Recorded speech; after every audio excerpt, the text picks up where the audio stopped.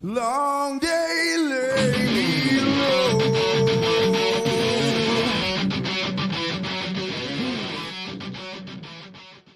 Hello, everybody. Jason Bascom here on His Entertainment. We got another project, another great book, another great cat to feature. Hope everybody's having a great day, great Easter. We are determined to get these books funded, and if they're funded, to get them more eyes on the campaigns, more interests, if you will. Share this out, by the way, before we bring on everybody, our lovely panel. Share this out. Hit that like button. Sub if you haven't. First and not least, we have the lovely and great, making noise, Angela Curry. Look at that. Did you hear that? We heard that. I was trying to move quickly. Happy Easter. No, I got you in time. Happy Easter. Happy Easter, everyone. Happy Easter to you, too. And we have a great guest. We have a wonderful guest. He hit me up, and he's like, hey, I love your channel. It's the best channel on YouTube. You're one of the best hype men ever. Great, most phenomenal artist in CG and indie comics. I want to be on your channel. That's what he said. Those are his DMs. Yeah, don't ask me to pull them up. I don't dox DMs. So, yeah. But let's introduce the young man here. We're going to call him Immortal Rising. What's going on, man? What's up? Thanks for having me. And hello, nerds, everybody. hello, nerds. Hello, Aaron. Yeah, what's going on, man? Yeah, thanks for having me on. I appreciate it, dude. Thanks for hitting me up, man. You hit me up, and like I tell everybody, I'm not the biggest channel. I mean, I try to pump out content to, I'm trying to grow it, but throughout the week, I'll upload shorts or videos, but I'm not the biggest channel. So when people hit me up, I'm always humbled and flattered, and I like to promote people that aren't. I mean, hey, if the big guys want to come on, awesome. But I like to promote like people that aren't that giant, that don't have like as much stuff. Because I'm a little guy, I'm short, 5'6", but yeah, like, so I like to have on like the smaller campaigns and stuff, because that's my people. We're the indie comic scene, we're the underground. Yes, sir. Yes.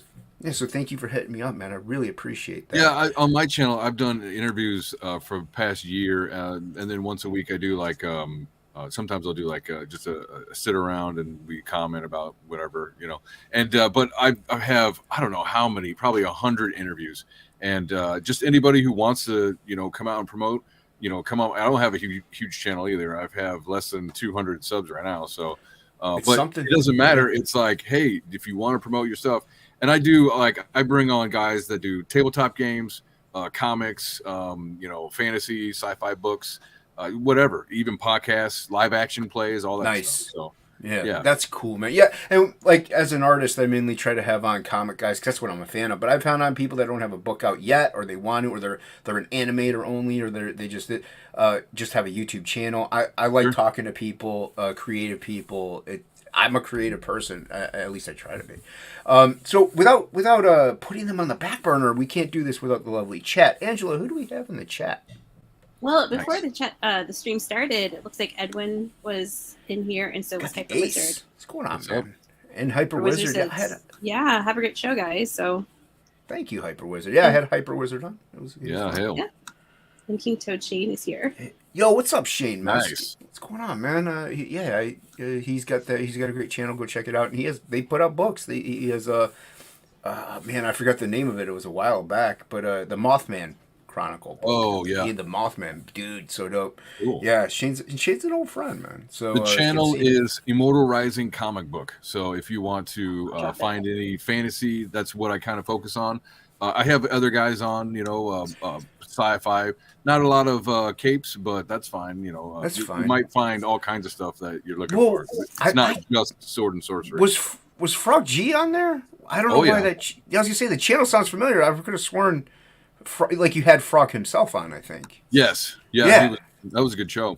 Yeah, I think I watched part of that. He did a great dude. Frog's awesome, dude. He's a great promoter. Yeah. He knows how to shill a book that really he's not drawing or writing. But it's his book. But he doesn't know as much as Inkspots and I do, because we're doing it. I mean, we'll show him things and tell him things, but he doesn't. He's not as up to date as what he should be, probably. Well, and it's his book. You'll have that. Yeah, it's okay. You know, Frog's a great dude, and he gets a kickback. So we love Frog. Yeah, right. Yeah, we love the Yeah, Frog. he's like one of the coolest dudes in any chat because he's just constantly dropping links and Yeah, he's dropping links, and he'll talk with chat and interact, Yeah. and says hi to newcomers, and we love Frog. I knew it was going to be a good interview when I had him. I was like, cool, Frog G, no way. Yeah, because I could have sworn, I'm like, man, that channel sounds familiar, Mortal Rising, and so yeah, I was like, I could have sworn Frog was on there, like, but dude, you saw that. I don't know if you heard that first week was crazy. So yes, I can't remember all the channels we got on. No, so I'm sure. Very flattered. And then all the drama that you guys had with shadow ban and all that stuff. Yeah. Like, why would you shadow ban a Frog book? Like, come on. Well, dude, it's Comicsgate, so that's a theory or a hypothesis, if you will. Yeah. There's also the hypothesis or theory that Indiegogo is cutting staff, and so maybe like the algorithms and everything fell by the wayside. There's so many things out there, and as you know, like with that, like there's a lot of other platforms now to go about and do things. Yeah, I need to. Yeah, you do. Yeah, you need to upgrade or something. Yeah. There's more crowdfunding. So like you have fundmycomic.com, which is awesome, of Luke Stone and the group of people they have over there working on that, and it's growing. It's growing. So it's there, and then you have Kickstarter, which isn't as bad as it used to be. So, I mean, and forget about Crowdfunder. Yeah, actually, and for the tabletop guys, there's a tabletop pay or website that was called Drive Through RPG, and they were shadow banning people too and canceling. Meanwhile, they'll have borderline smut on it, but they kicked this other guy, and he was he was a good seller on there, and it's like I was like, go to Fund My Comic, try that. And I don't understand that concept behind that. Who cares what your politics are? It's going to make you money. Yeah. Like, it's going to make you money. Especially if you already are not, like, censoring or banning other projects like a smut type thing, which is way more frowned upon, in my opinion, than, like, just a game, tabletop game, or even a comic book or what have you. It makes no sense to me because of somebody's political leaning, when, honestly, a lot of us have no political leaning. We just like to make cool content. So exactly, it doesn't make any sense to me. And it's like, hey, I don't want to work with you because you voted for this person, even though you're a popular person. You can make me money. Like, I'm not sure why they shadow banned him on Drive-Thru either. I don't know remember the story, but and then with Frog G again, I kind of think that it's probably something like they see that they're popular in CG or active in the community, so then somebody bitches to Indiegogo. And that just goes through their complaint department, and then correct. That's all. And that's the other thing. You can't get feedback from them. Like you'll hit them up, and it'll be ghosted forever. Yeah. Like you'll get that typical automated response, like, "Oh, we kicked this back to our security and privacy team, whatever." Right. It's like that's all you get. It's like whatever, dude. And the sad thing is, Indiegogo's where we've been for so long that everyone is acclimated to it, and we're accustomed to it. So now, like that's where, like, not just because we're there, but everybody is familiar with it. And also, we like I don't know about you, I like Indiegogo because it takes the money out right away. Like I don't have to worry about Kickstarter waiting forever to take it out. With Fund My Comic, I'm pretty sure it comes out right away too now. But that it wasn't around then. So So but everybody knows Indiegogo. They know the search engines. They know to browse through. They know what to do.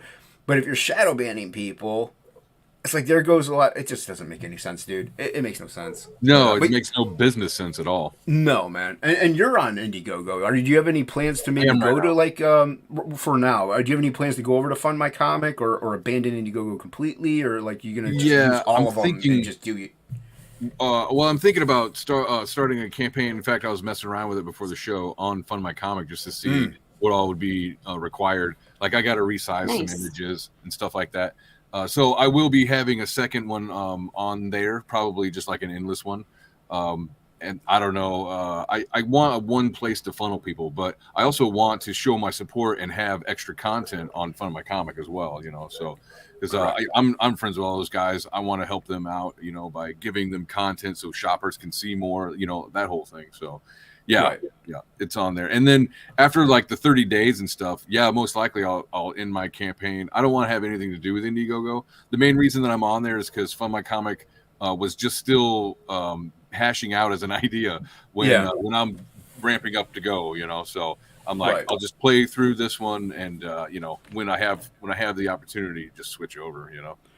Yeah. And what's Duck, up, hey, Duck? How you doing? yeah, Good to see you. Yeah, everybody like, share, subscribe, share out the campaign. The link is pinned to the top as well in the description below. So check it out. We talk usually throughout these things and talk about the campaign later. So if you don't want to listen to us rambling and you just like, hey, get to the meats and potatoes, no go check way. out the campaign. Go check out the Well, campaign. that too, yeah, that's fine. Go check it Yeah, out. yeah, yeah. Otherwise, Go hang check it out out. and listen. Back. Yeah, listen to it. Yeah, but yeah, that's my plan. Like, I have the Absolute trade out. Absolute was my first 2 books. I have the trade out Yeah. now on Indiegogo. If it doesn't fund, I'll try fund my comic. I'll go to where other avenues. But so yeah, is that Moromi? What's up, Moromi? Yeah, Maromi's in the house. Yeah.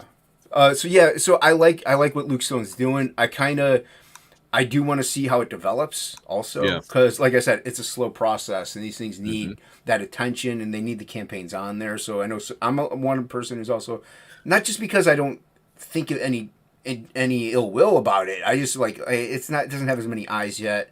It's Mm-hmm. not a big beast. So I mean, but like I said, I'll probably put Absolute on there. I might wait a while, just let it simmer and then put it on Fund My the way I Comic, look at it is it's kind of like, like I'm bad at gardening, but I do understand that it takes forever for anything to happen with gardening, and it's very similar with any project. Right.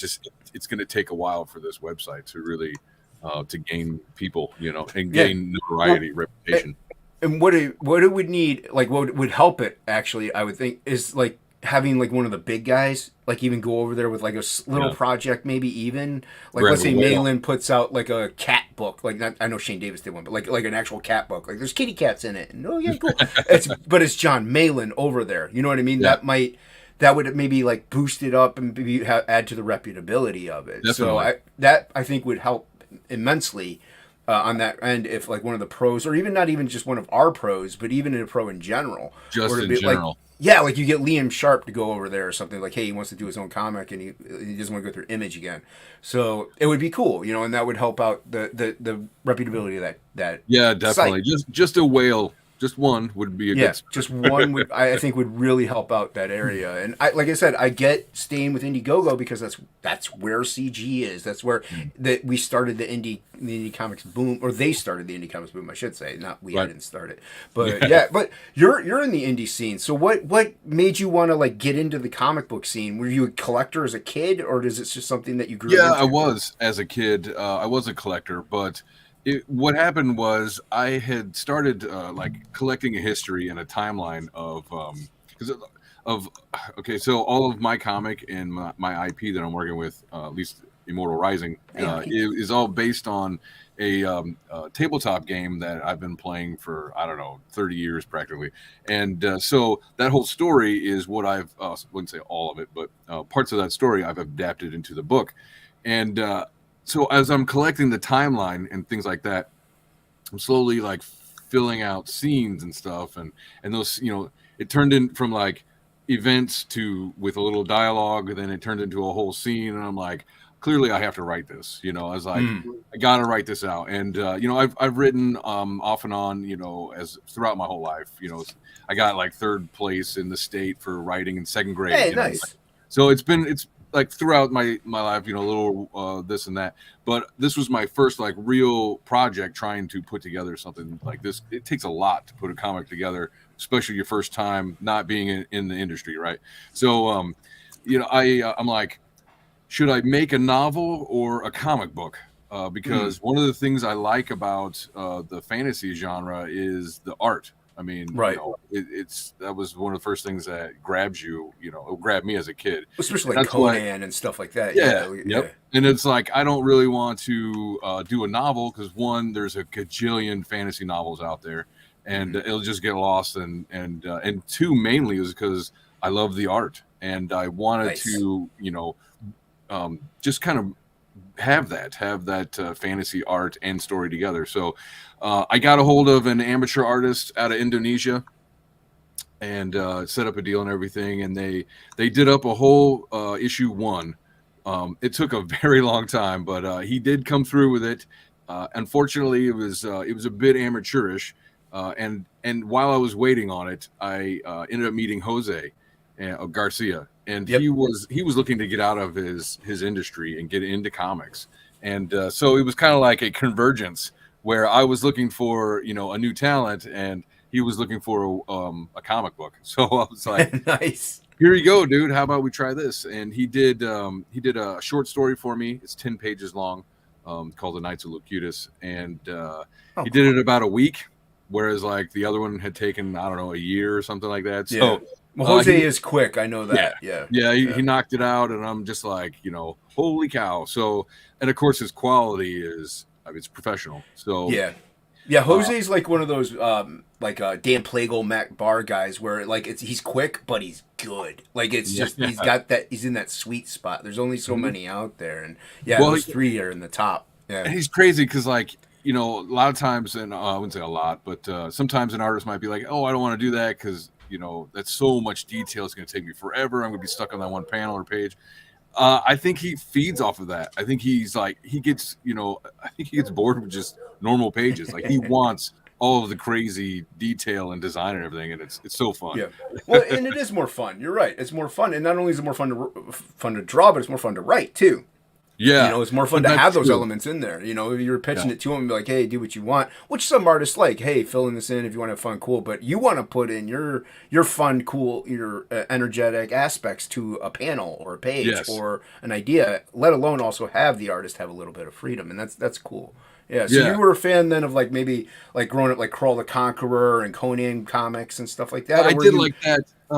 Actually, my bigger ones was a huge X everything. X, there you go. X Uncanny, X Factor, whatever it was. I was probably buying it.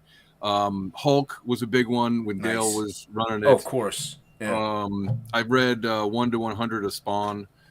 So it's kind of all over, but I did read some of the Conans.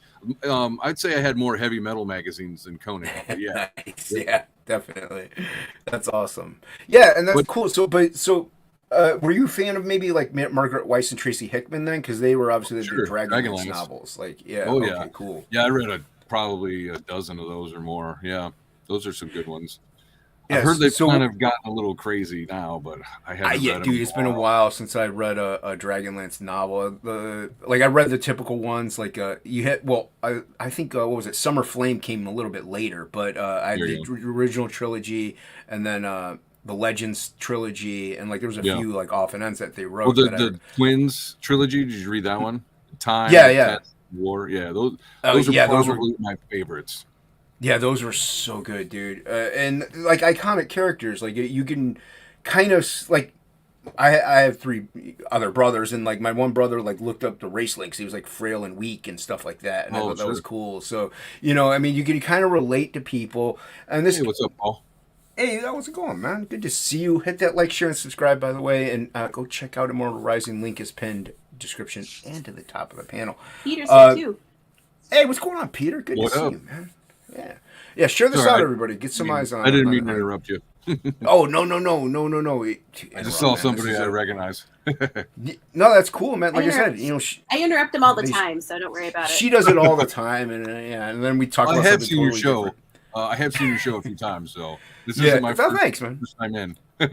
No, hey, thanks for coming on. And it's funny. Like I tell everybody, I'm an illustrator. I don't really consider like I write comics. I've written comics, only a couple, but I don't consider myself a writer, even though people like those comics. I consider myself an artist because the only thing I've done throughout my whole life pretty much was draw. So not just comics either. Was there a time maybe for you like me? Because like after like, I don't know, when I got into my 20s, I kind of got out of comics just because like life, you grow up, you start hanging out at bars or clubs and you do your thing. And then like this kind of brings me into a couple points. Like, did you get out of comics and then come back in? And was it because of CG you came in? Like, what made you like get back into things, if so, or what made you get into CG?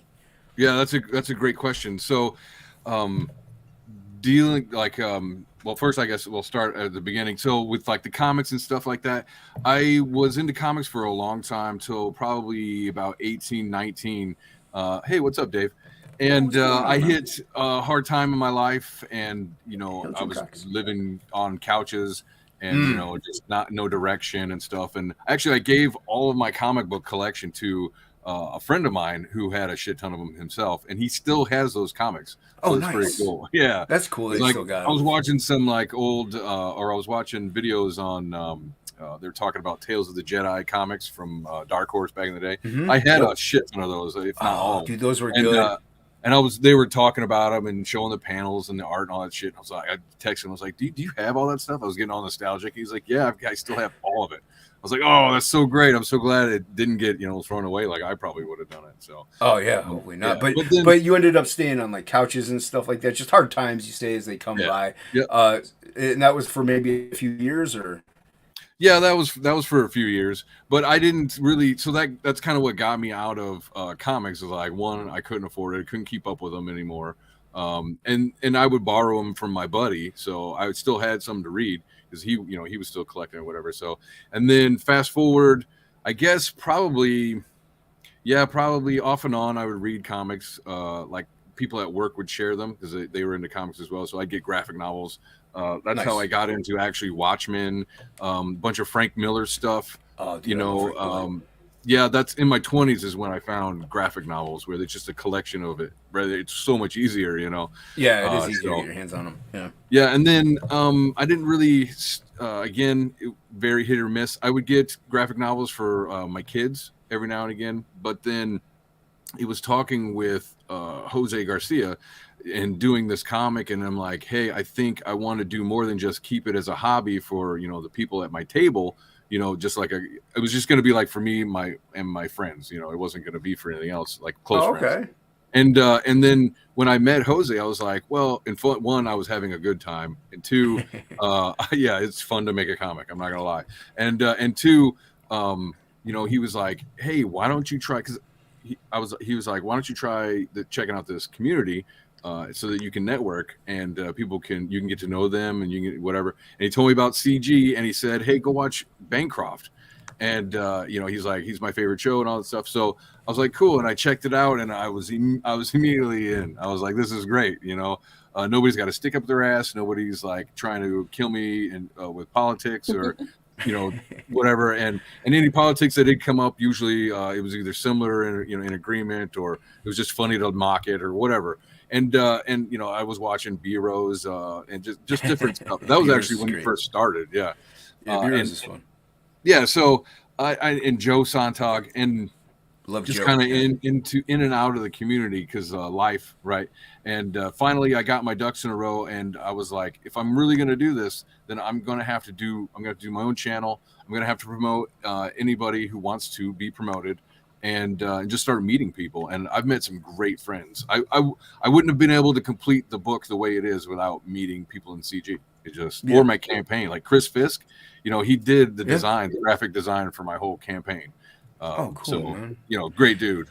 And that's what's great about like the Comicsgate scene and the indie comic scene, because there's plenty of like people we associate with that aren't CG. They're just indie. They're just CG friendly. Yeah. There's plenty of us, but we all want each other to succeed. Like we want each other to get our books out. We want everybody to like tell these cool stories. Because like you say, there's nothing behind any of these aside from trying to have a fun book that people can read, an engaging story, and like something you can pick up maybe a couple times throughout a month maybe, or even a year, and just flip through, even if you don't read it or look at the line work or appreciate the storytelling capabilities behind it. And it doesn't have to be dead serious. It doesn't have to be Watchmen level, but it also doesn't have to be like Bone level. Like it doesn't have to be super kiddie. There's such a range within this indie comic scene that we have going on that it's amazing. And it's kind of harks back to the old like indie days, like where you could, if you went in to like get a Caliber Press or the cartoon book that Bone was published under, like there was such a variety under the indie scene, and that harkens back to heavy metal as well. Like that right there is a wide array of things. Yo, what's up, Phil? I love that anthology aspect of heavy metal. That was so cool. That was cool. Yeah, and I like because I'm a big Sam Keith fan, so Marvel Comics Presents was like a big jam for me. So like I don't mind anthologies all that much. They're kind of cool. Like even Sin City started off in Dark Horse Presents. So you can do a lot with an anthology. It just sucks on a monthly. You're like, oh, I gotta. But it kind of entices you to pick it back up because there's like 5 pages, 6 pages. Like I want a whole story. But but yeah, and that's cool. So Bancroft was kind of like your gateway. Like, well, obviously Jose Garcia, but Bancroft was like your gateway into the whole Yeah, YouTubing thing. he's the ambassador. He He is. took He's that the title, liaison. and I agree. He is the ambassador of Comicsgate. Yeah, and that's what I say. I watching Bancroft, and also like I was on Couch Doodles when it was around. It was Dan Frager's old channel, and I like that. I initially tried to like I do model my channel a little bit off of that, where it's like a lot of artwork, a lot of drawing, a lot of how tos or Yeah. just fun videos of creativity. But Bancroft really like was like, these are how you do shill streams. Like, you know, you have a little topic, or you talk to the guest, and you do things, and then you promote the book. Because like I said, if you're just shilling the whole book, first off, if you want to do an hour or even a little more, a whole book in an hour, that's a lot of time.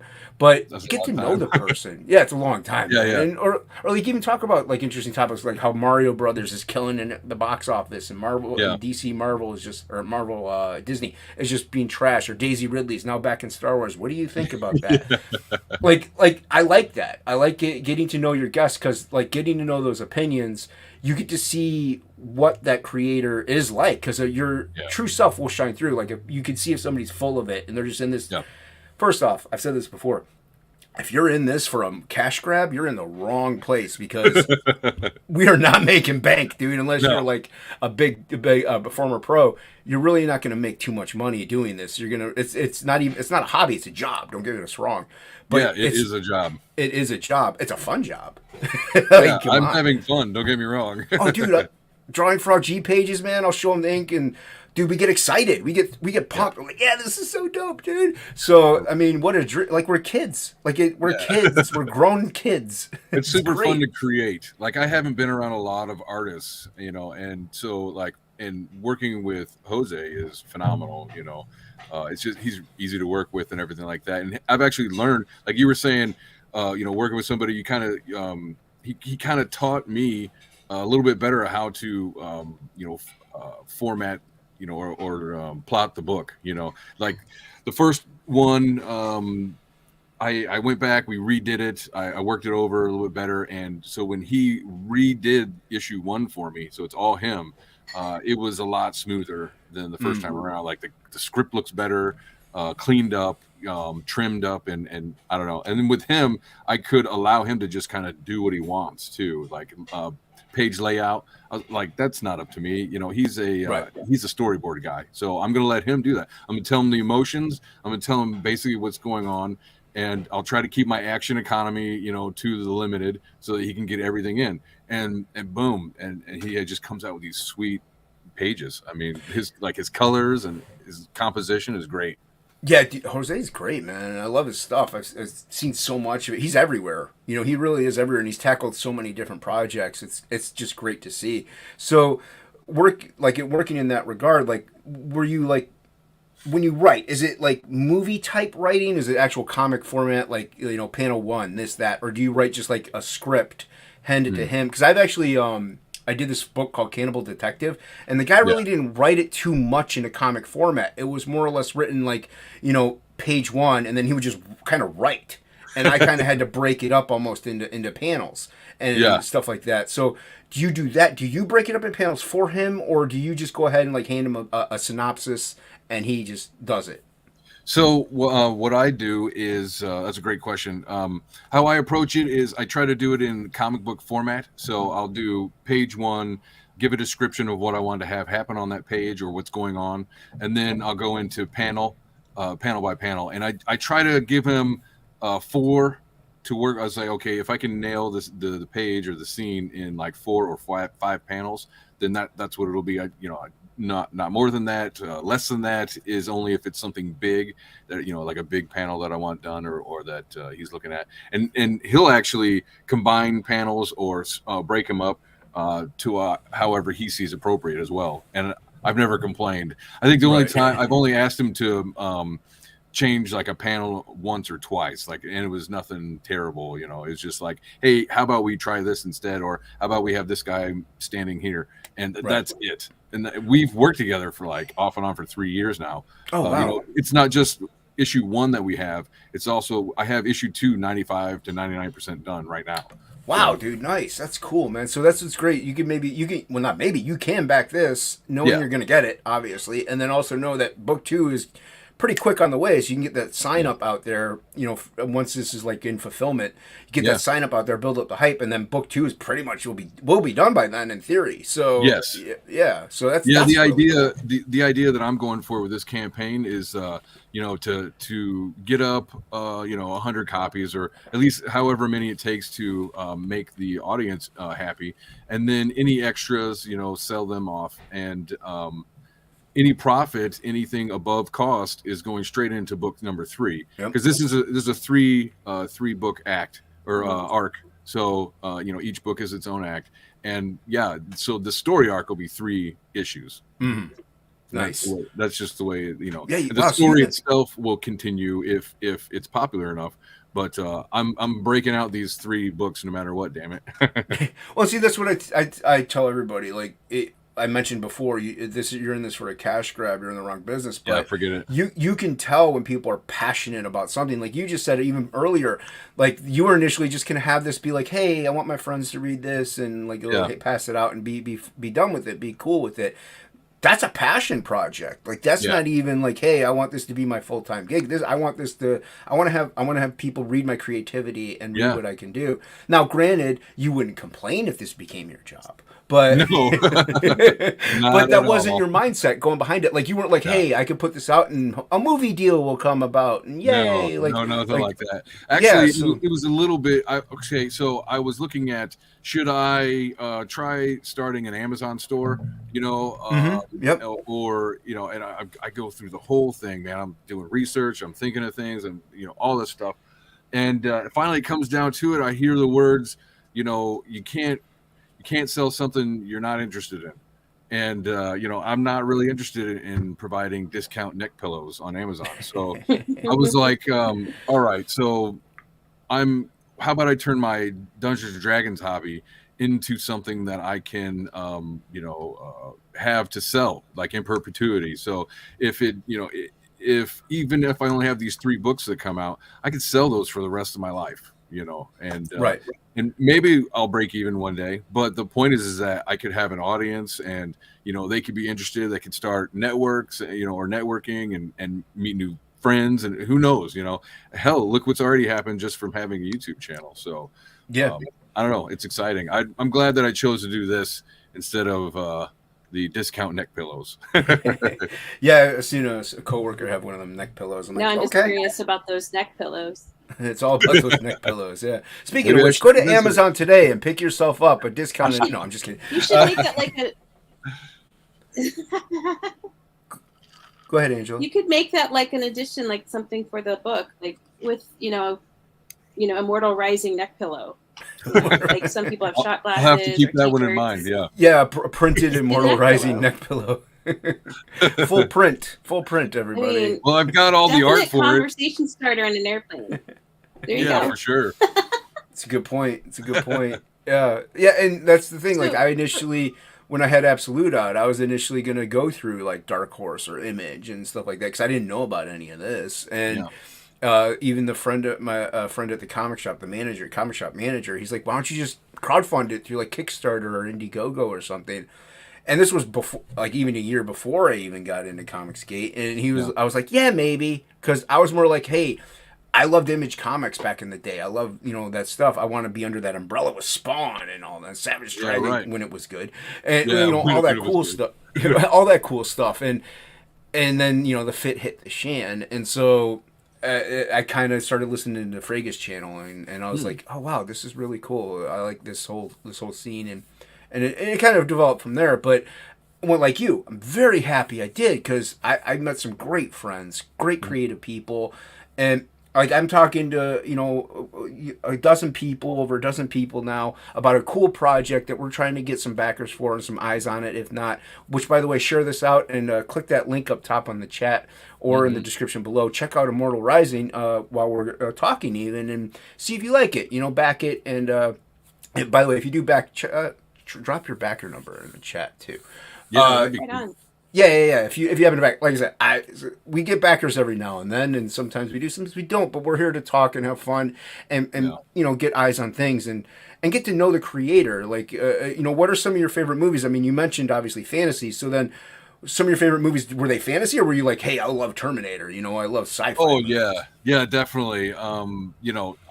I will always love Conan the Barbarian. It's Oh, probably without a my doubt. my easy to go to. I know it has its problems. I can't help it. I've bonded It's a with it. fun So movie. yes, it's like Terminator. So like my girlfriend, I guess you could say we're married, but we're not, so I won't. But we she wasn't raised watching a lot of the pop culture movies and stuff. So it's been a treat for me, like going back. Oh, Hey, wait a minute, nice. you haven't seen Terminator? So she's like, no, I haven't. So I'm like, boom. And then we like did a bunch of Arnie movies, like she'd never seen any of that stuff. But yeah, I'm into everything, not just this or that. Especially now with my kids, they get into all kinds of stuff, and I try to find quality things for them, like the Avatar. They're watching the Avatar: The Last Airbender. Oh yeah. It's quality writing right there, and art. Great animation. So. Hmm. I definitely love the fantasy, but unfortunately, there's not a lot of great fantasy visual products out there anymore. Like Not anymore. most of the movies look hokey and dumb, or their plot lines are regurgitated and not very interesting. Yeah. And I didn't want to. I can't say so. If I can't find that out there, I was like, hopefully my story will be something like I don't see anything in comics like mine, especially in fantasy. Most of the fantasy ones are, like the Hulk and Barbarian guys, which is cool, or the sexy swords lady, like Red Sonja or whatever. But I wanted to have it be, and the way I kind of written it was to have it or wrote it, however you say it. I wanted it to be similar to like a fantasy novel, like a Dragonlance or something. So I wanted to feel some of the exposition to feel like prose or like a novel that you're reading, and then and over time throughout the books, it's actually less and less narrative because the first one has all that exposition, So Right. and I was aware of not trying to choke people with that exposition, and I was also aware that there are nerds out there who love their exposition. So True. I think I came out with a decent balance, though. Nice. And actually, like the movie thing, the not having anything like of really quality out there in the fantasy regard. Like my friend and I were having this conversation actually not too long ago about how like we played D&D growing up, all like for a good 15, 20 years we played D&D. And so he's into the thing, like he'll make jokes like roll your thacko, like you know what I mean. He'll just make jokes and we'll go through the whole gamut. But Right. like the new Dungeons and Dragons movie, like everyone says it's fun, it's lighthearted or whatever. It's a good movie. I've heard a lot of people say even the drinker was like, yeah, I was I expected bad and I got okay. But Yeah. he's still like there's still a lot of levity to it and they make a lot of jokes and we're like we want a real serious good Dungeons and Dragons movie because like why does everything have to be jokey? I'm not saying it's got to be Yeah. like you can't have a little lightheartedness in it, but Yeah. everything's always got to have like some kind of weird, wacky sense of humor or a quick line or a quip. Right. And it's like, why? It's like that's a serious time, a serious frame. You got murder, everything. Like think Game of Thrones, like or when it was good, or House of the Dragon, but with dragons and like Yeah. more dragons and like just cool stuff. And not as much political as much as just fantasy and adventure. Yeah. Like that's what like we want. We want something really cool, really bloody, really violent. We want Conan meets dragons. Like that's what we want. And Yeah. I don't know That'd be why we cool. can't have it. Why everything has to be like, insert your Marvel joke here. Like I don't get it. And that's why like I don't know. The last great fantasy movies trilogy is already classic and probably will be for as long as they hold up, which is the Lord of the Rings, right? Those Jackson movies are they still they're timeless, dude. Yeah, They're they're timeless. they're still really good compared to what's out there. So Yeah. How about we have more high quality like that, like Like that Rings of Power shit No, nobody yeah. wanted. I didn't even watch it, dude. No. Me neither. What, I didn't you either. watch I didn't hate watch it or nothing. When I saw early on in the production that the historian for the Lord of the Rings estate or whatever walked away or was fired or He whatever, was fired, yeah. I was like, I'm out. Like, there's no reason to be interested in this. It makes no sense now to even bother Yeah. watching it. Yeah, Yeah. that said it all. Yeah. And I was like, wait a minute, we're gonna get shit from like the Silmarillion. cool. Like I've only heard of that book. I've heard it's tedious to work through. I'd love to see them turn it into an actual movie or show. Nope, we're not going to do that. It's like, okay, Yeah, forget it it. was like I never caught because Game of Thrones came out when I was in college, and I really didn't have HBO, so I was married also, and she wasn't into that stuff, so I was like, oh, Yeah. okay, whatever. So I kind of didn't get to watch, and I know I can now, but I just kind of don't want to, knowing how it ends. Like I'm like, yeah, I'm good, and I mean, House of Dragons, I hear is pretty good. Maybe I'll watch it. I don't know. It's not something that really sparks me right now, even though I want great fantasy and I hear it is, but I'm not a political person in the slightest, and there's a lot of political drama in it. I'm like, I just don't care. I don't care. Like, I understand Kings and all them. There was a lot of backstabbing and like things going on, and you could have those, but not be as heavy on it. And for me, that's just not my thing. Everybody else likes it. Cool, great, awesome. I'm glad there's something good out there that people can watch. I mean, it's just not for me. I was So, digging the.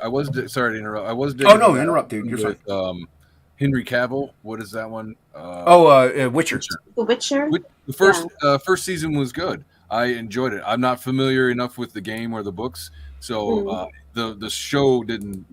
I wasn't ruined by anything. But I enjoyed it. It was good stuff, and my woman would watch it too. Like she's not super into fantasy, but she'll sit and watch something of quality. Right. And, she watched through that with me. So, but then of course, then they had to go and get shoot themselves in the foot and ruin everything, and it's Yeah, and that's what's kind of funny is like you said, the girlfriend isn't into that genre, but she likes quality, so she'll watch it. Yeah. My niece, she'll watch the Marvel movies from time to time or whatever, but she never saw Captain Marvel. And so I was out there, I'm like, well, what are you guys watching? She's like, Captain Marvel. She's like, it's boring. I'm like, yeah, it is. I'm like, yeah. And she's 15. She doesn't really know all about all this stuff, all this crazy drama that happens. She just knows it's not good. Like, that's what she knows. So, like, you can't even convince a 15-year-old, which is kind of like your target audience in a way for that movie. Mm-hmm. Yeah. You can't even convince one that isn't even into this stuff that it's good. So you're failing on all levels. But they keep doubling down on garbage, like The Witcher. Yeah. They let Henry Cavill go. They let him walk. It's like rather than putting in his input, and he loves that content. He loves The Witcher. Yeah, he's a Listen fan, to the man. So. He's the man, and he not only that, women love him. They want to see him shirtless and naked, and like that's your draw. Like plus, men want to see cool fantasy and action. Yep. That's your draw.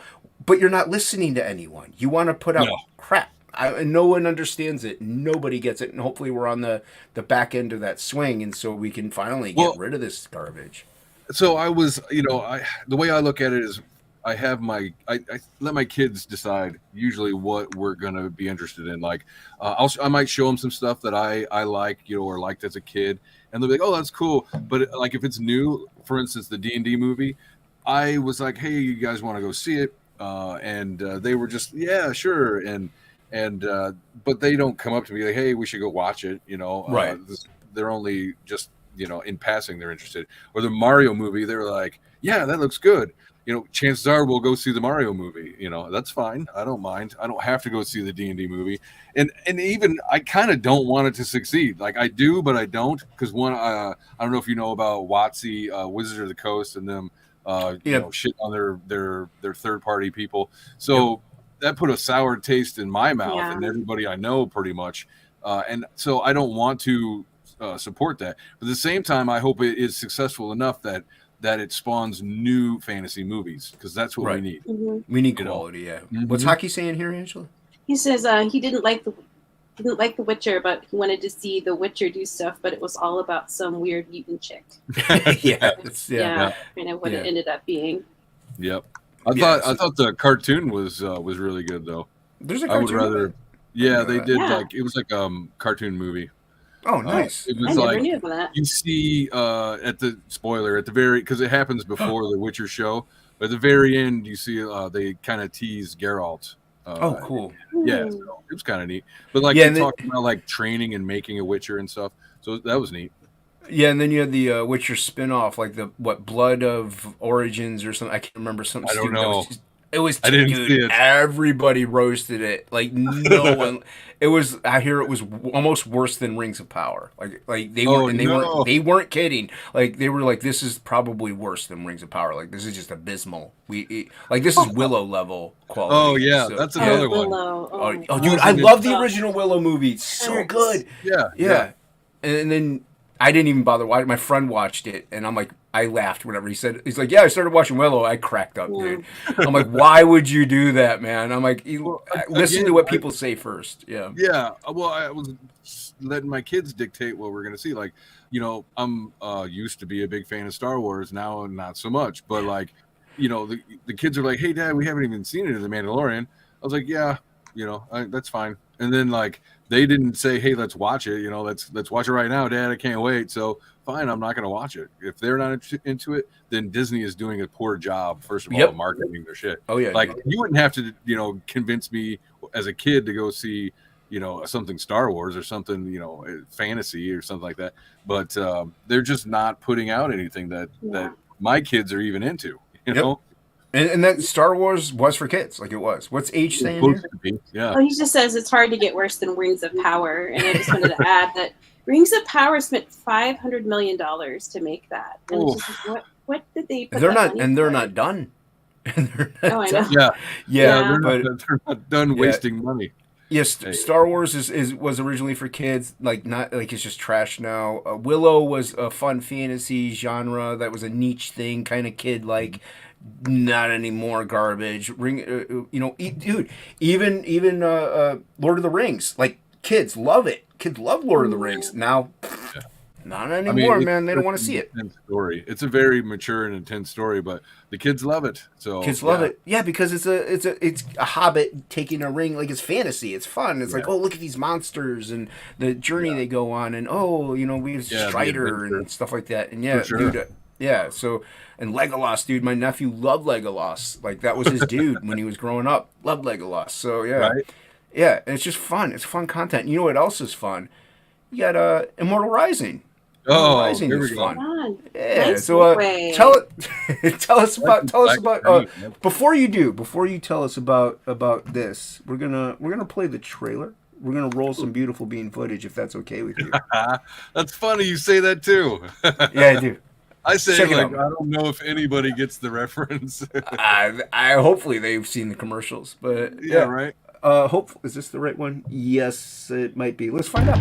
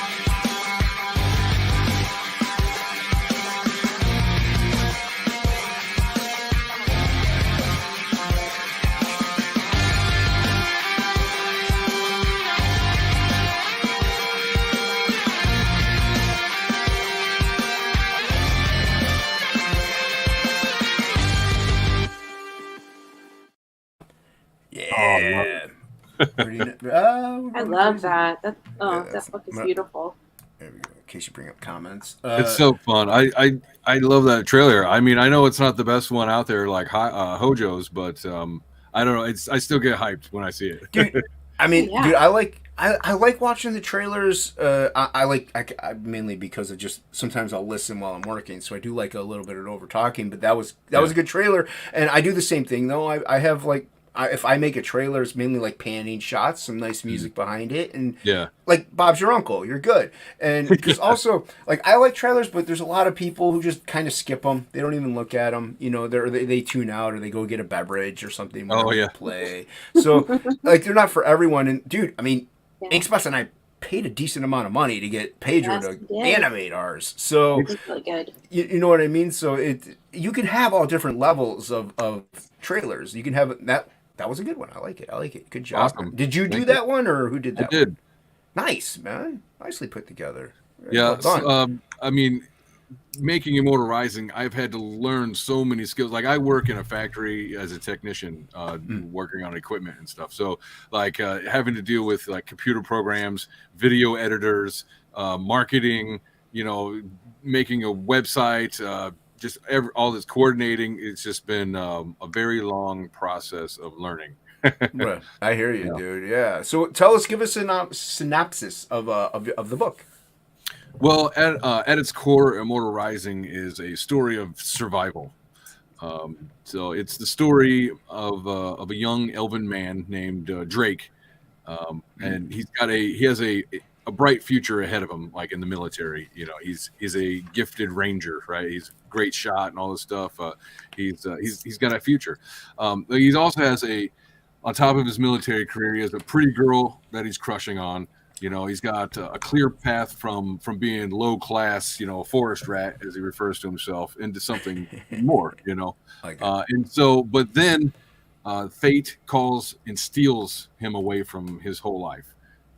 He loses everything in an instant, because in this universe, there's an epic war of the gods that's raging, right? It's been going for a while, and this evil god is on a long quest to kill his creator, right? This is the meta story that our first level characters, this 5 strangers, they're all sucked into this epic battle. So the quest comes to a peak on this planet named Terra, and this is the planet where the story takes place. But Terra is a planet ruled or was ruled by Dracula until 5 years ago. When he was destroyed by a holy warrior who was deified, right? So now Terra is ruled by Dracula's undead lords in like a feudal plantation prefecture style, right? With only the Church of Andronicus, the one who destroyed Dracula, who stand against the undead lords and trying to help and protect and all that stuff. So and it's on Terra. In that battlefield where fate has called all the heroes, that they find themselves where they have to fight to survive. Right? They've got the War of the Gods going on above them. They've got monsters and vampires and werewolves and stuff all around them. But first, they have to survive each other. Right, there's these 5 very different personalities trapped together, trying to survive. No, you made up like you said, you have Dracula's, which I love that aspect. Dracula's like kin, or so to speak, or whatever. Or is it like I love that. That's cool. Did you make up your own gods then, or are these already like Norse gods and stuff like that? No, they are all they're all made up. And some of them cool. are former characters. Like in Dungeons and Dragons, you might start off as first level, but depending on what happens, your character may actually become a god. So, which is kind of like an entendre of the title, right? Immortal Rising, because it is a story based on a Dungeons and Dragons campaign, right? So, but anyways, it was the way I kind of like to think of it is the dark fantasy of Castlevania meets the epic fantasy of Final Fantasy. Nice. Put together and rather nicely, actually. What's your favorite Final Fantasy game? Oh, geez, probably 2. I mean, interesting. I guess it's 4. Final Fantasy 4. That was on Super Nintendo. That was probably my favorite, with like Cecil and stuff like that. But otherwise, it'd be, I think, 6 or in Japan, or 3 here. So like they messed up their numbering. So yeah, it would be those 2, probably my favorite. Now I do play I have played Final Fantasy 11. I played that for like 5 years. That was the online one, the MMO. Yeah, that was the online one. I never got it. I never got to play it. Yeah, I played the hell out of that one. I got pretty good at it and stuff like that. And now I'm playing off and on. I'm playing Final Fantasy 14 online. just because nice, cool. the graphics are amazing. Yeah, it's just funny to me. Usually people will say, and I'm one of them, will say 7.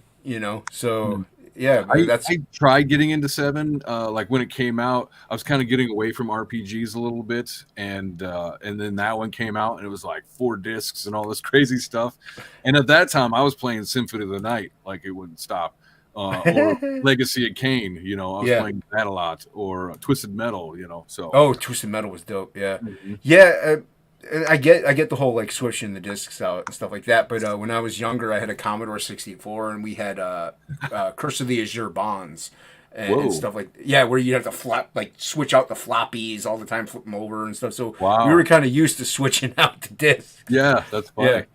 Yeah, so cool. That's cool. So, all right, so you created your own gods in this. You got Dracula, you got your main character Drake going on an adventure. Does he meet up like with a ragtag group? Like, what are there actually like, classes? If you scroll down, you can see a brief introduction to the 5 strangers. Oh, where are we? Oh, there we go. Okay. So tell me when to stop. Right there. Yep. Yeah, these. Meet the heroes. So there's Drake Hardy. He's immature, brash, and inexperienced, right? He's the leader, the one that we see the story through mainly. You got the girl that he likes, Lorelei Thrace. She's also a ranger. What's that? Oh, I love that name, Lorelei. It's pretty. Oh, yeah.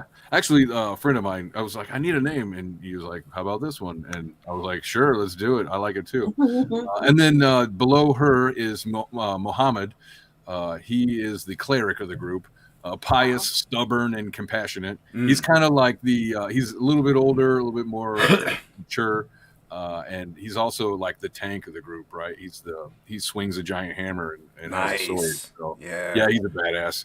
And then Dareth Highwind, he's like the pompous, privileged, naive prince. Like him and Hero are twin princes in this nation where Drake and Lorelei come from, and they're sent on a quest with the princes for like a ceremonial hunt.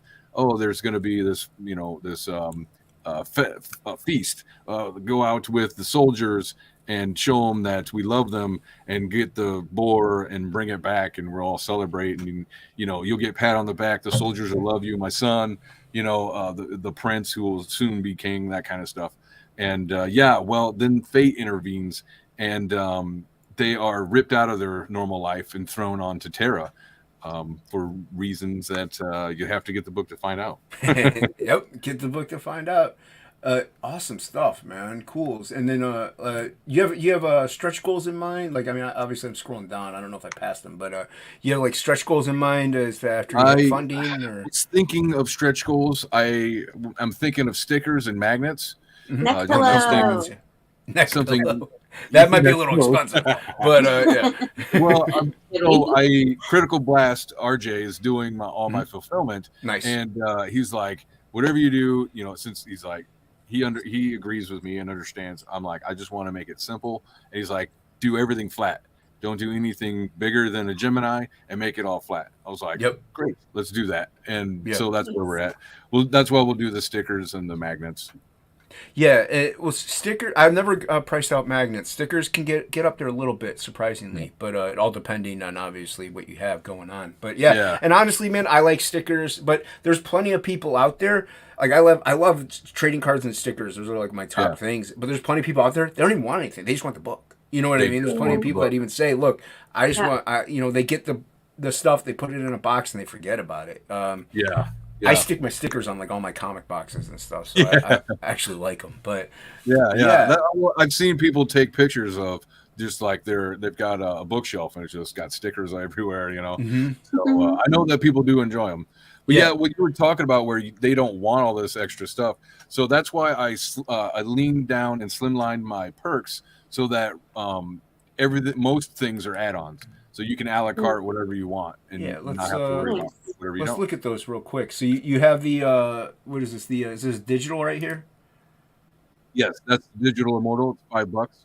Nice. And so that's if you're hockey. If you live in Australia, hockey, you can pick this up. Hockey. Well, not only that, but my Critical Blast. Dude finds steals on shipping.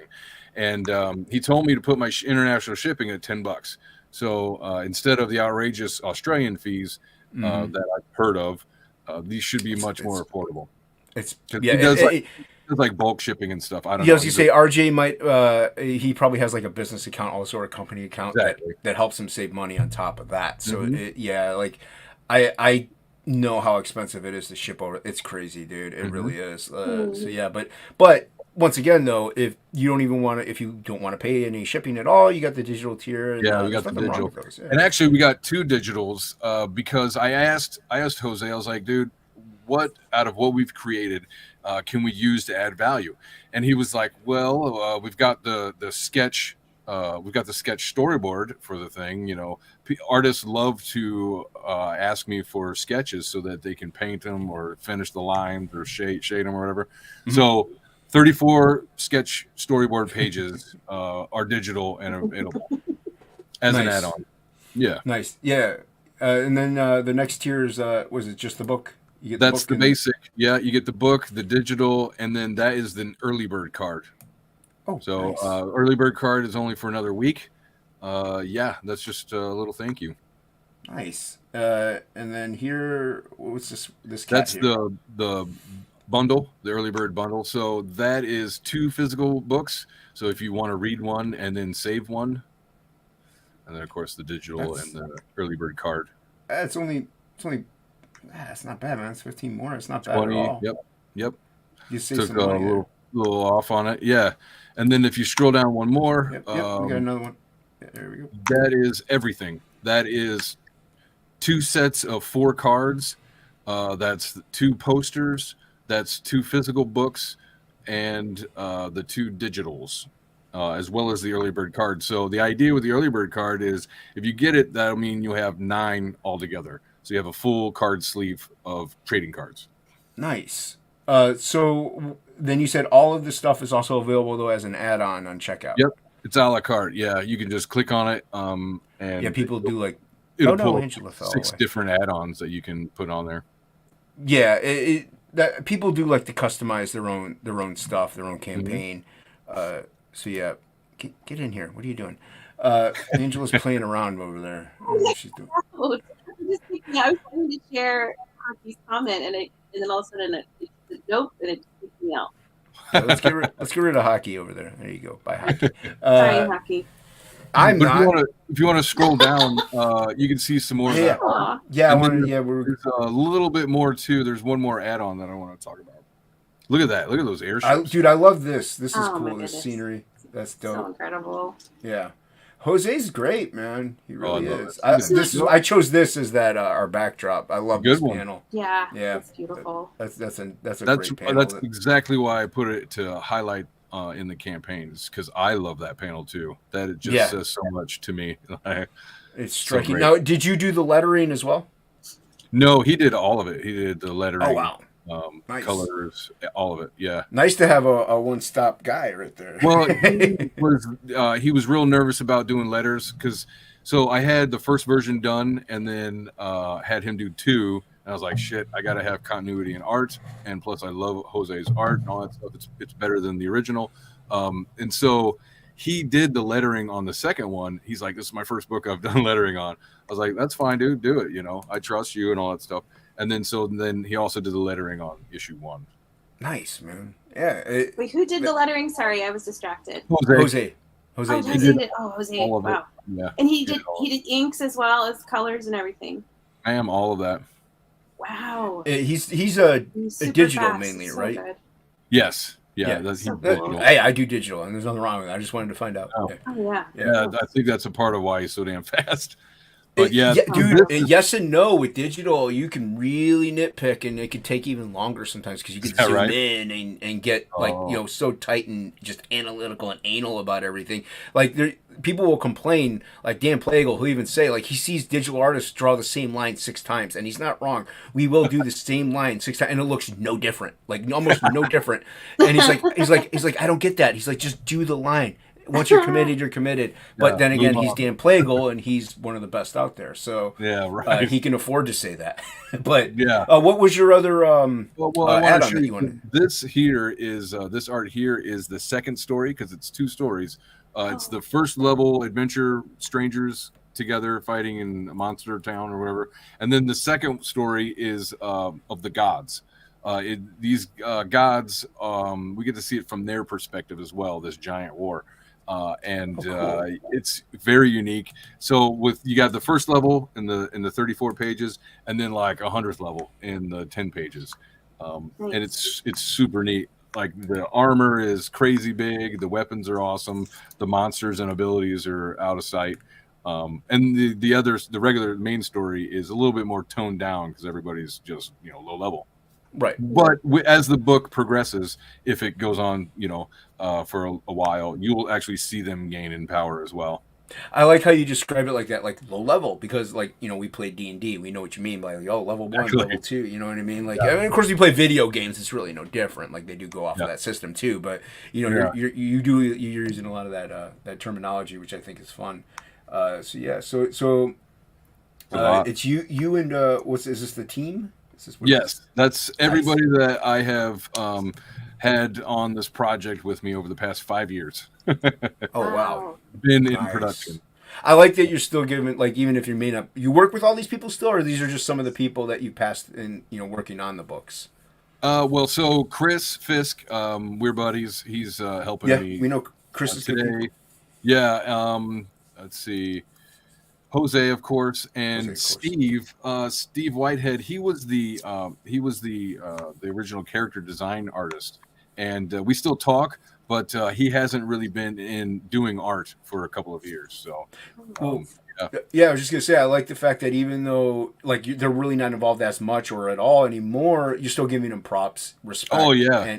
and credit, which is yeah. you really kind of don't see stuff like that too much. So that's Well, like great. Damaging Jarek, I met him on Fiverr, and he did my map. The map I'm going to Nice. use. Alia Demina, she was my editor. She helped me put the story together, because I hadn't done something like this before. So she helped out, trim a lot of stuff, hash through ideas, that kind of thing. Abel Vera, he just did the back cover. So Cool. yeah, and the logo guy, Andrew Sommer, he did a great job on the logo. Yeah, it's a nice logo. Kofarosa, he's the artist on the first version. He was the Indonesian artist, and Nice. then Dave Barnum is actually a personal friend of mine. He did the cover for the original, the first version. He's a mural artist in Illinois. He's got his work in all kinds of buildings. So, Nice. yeah, I mean, you got to credit your artists for sure. For sure, yeah. Well, and like I said, it's mad props though. Usually people focus mainly on the one Oh, campaign. if you go below the credits, Oh yeah, is let's the go to last add-on. So this is the Secret First Immortal. Let's copy. In a war of the gods across a land far from home, on a world of monsters, join the adventure, join the party, and try to stay alive. Nice. But down below that is the Secret First Immortal. And that one, originally, I was going to try to have it as if you bought the everything, then you get access to this. That's why it was supposed to be secret. But as Indiegogo is set up, it was easier just to have it as an add-on. And I think some people have ordered just the basic book and that. So, Oh, nice. yeah. So I'm glad I just put it as an add-on. Because it's something that will be out of print. Like I printed up 100 of them, and I've already gone through a bunch, like selling them to family and friends and stuff. Like the first time I went through learning how to make a comic and all that stuff. And that's what these are. So it'll never be in print again. This is a one shot. And actually, if you go down a little bit farther, you can see comparison pages. So you have the original art versus Jose Garcia art. Oh, that's cool, man. Mm-hmm. Yeah, so I was on Global Frequency, and Nefarious was asking me, hey, can we see the art on the inside of the first version? I was like, damn, that's a great idea. So yeah, I tossed that up there. Yeah, I mean, you're right. Still, it's not bad. You can see it's good. Yeah. So it'd be. I like it. Yeah. But But then with again, you got Jose continuity, Garcia, so yeah, it's like continuity and Jose, come on, yeah. dude. I mean, it's different styles though. So that's the other thing. Yes. I mean, it's a totally different style. So you may not even you may be somebody who doesn't like that kind. I don't want to say it's manga, but it's kind of cartoony Yeah, it's manga-ish in a anime. way that Jose does. Yeah. Or you like that, but if you may not like that, but you're like, oh wow, I really preferred the old one. You can still get the old one, and that's nice. That's Sure. cool. Well, Yeah. and I put it up there because I wanted to have people who were interested in giving extra to get this brand up and going. I wanted to give them a little extra. Hey, that's why it's it's $100 add-on, is because this is for those people who those special people, those ones who want to give more and can.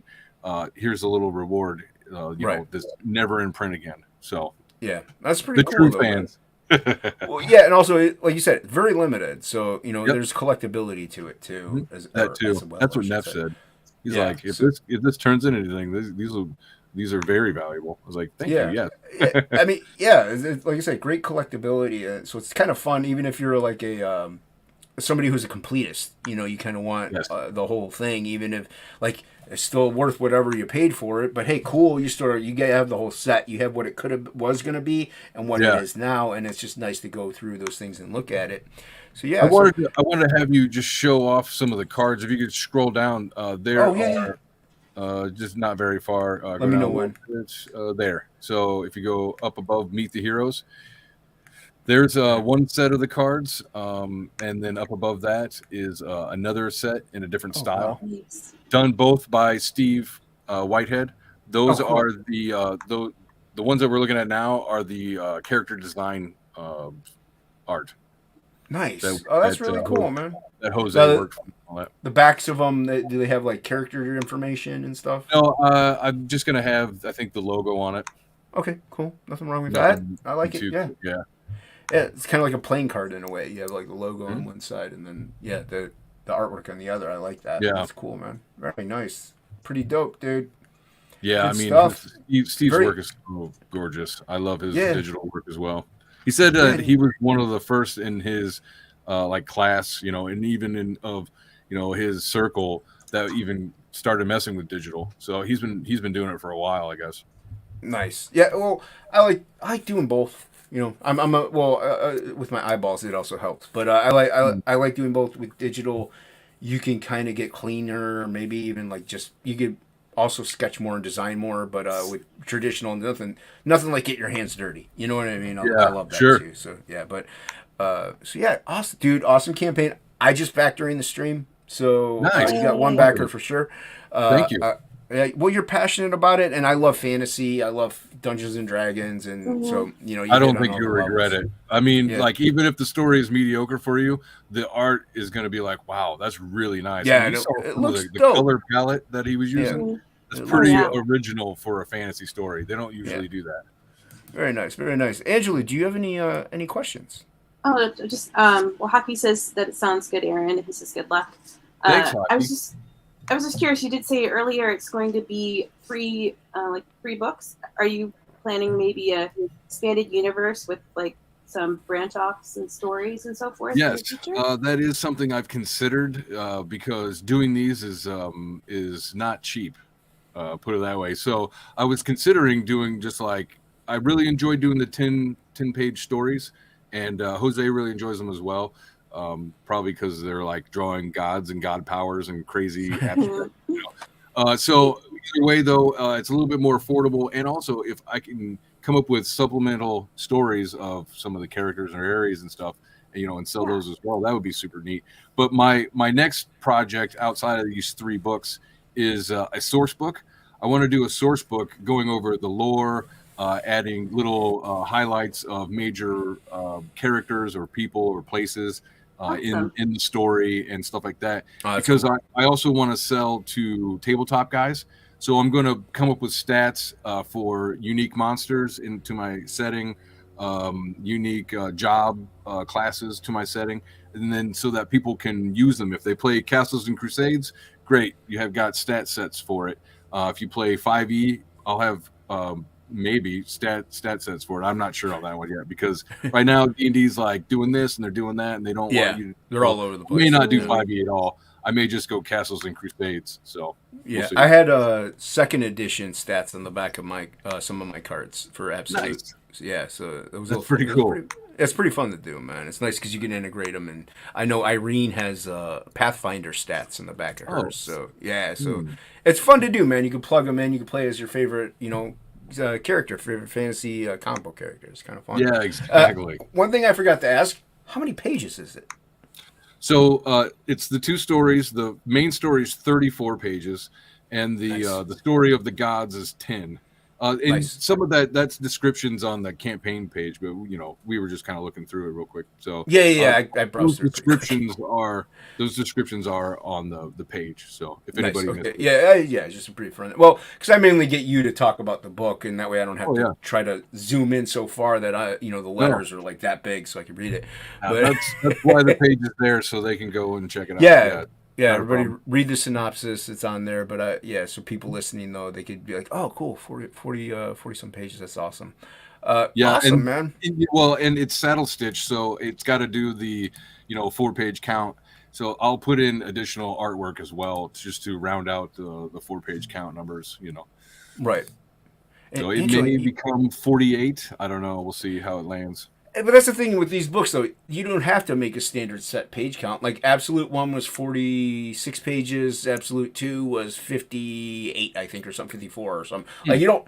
It just has to do what the story calls for. You know what I mean? Yeah. Yeah, I mean for printing. Yeah. The way my printer does it, they like, well, we need 4. Yeah, well, it does have to fit a page count in that regard. Internet. That's what I meant. You're okay, Angela. You're okay. But you can always just let yourself in. Yeah, with that. But like, I even have page dividers up and stuff like that because because of the page count, I had to have specific, numerical, in there. So yeah, awesome, dude. Any last words? Do you have any last words? Thank you so much. I really appreciate you having me on. And anytime that you are doing the circuit or want to come on to my show, or look me up and let me know. Come on like a Friday show and we'll bullshit. We usually do we'll talk topics and stuff like that. So cool. Yeah, everybody go back Immortal Rising. I did. It looks awesome. Go check it out. Link is up in the description. You know what? I do this all the time, dude. I do this all the time. All right, so yes, everybody go back Immortal Rising. The link is in the description below as well as in the pin. And everybody go check out the Absolute Trade. Absolute Trade, it collects Absolutes 1 and 2. This is a straight shot, and you also get a Cancerous Id Ash Can. That's it. That's the tier, unless you got big bucks. But that's it. One-stop shop, no trading cards, no nothing. You just get the story. Back at today, I'm going to extend it another 15 days only, so if it doesn't make it, it doesn't make it. You get refunded. Everything's copacetic. Angela, you're killing me. Why is there two? Is there two of her? What's going on? Weird. Weird. No, everybody go check out Absolute. I'm not going to play that trailer. You can check it out. Please, link is in the description below as well. I need a little bit more there. But everybody, go get Immortal Rising. Also today, remember to check out Aaron Lepresti's stream at Yes, we are big fans of Aaron Lepresti. He's on at 7 p.m. Yeah, he's on. He's a great dude. I had him. He was nice enough to come on my show, and I knew Luke was a fan of his, so I was like, Luke, come on the show and bullshit with us. And him adding to the conversation was a delight for me to be a huge fan of him. Talking. Yeah, so it was a good show. Angela, if you can drop Lepresti's YouTube in the chat, so people hop over there, go listen to Aaron. I will be over there at some point because we love Aaron Lepresti. He's a good dude. Wraith the God is awesome. But back Immortal Rising. Yes, and Shelly too. Oh, dude, Shelly, come on. We love Shelly. Yeah. Immortal Rising. Thank you. Aaron C. You're welcome. And everybody, have a great Easter. Happy Easter. Happy Easter, everybody. Bye. Bye. Happy Easter, everyone.